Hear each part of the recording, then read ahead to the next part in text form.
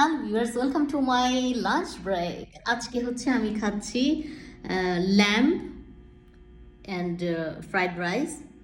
এখানে হচ্ছে টমেটো আছে এবং হচ্ছে ফ্রাইড রাইসটা দেখতেই পাচ্ছেন বিভিন্ন রকম ভেজিটেবল ইউজ করা হয়েছে, মটরশুঁটি, ছোট ছোট হচ্ছে ক্যারট, গাজর।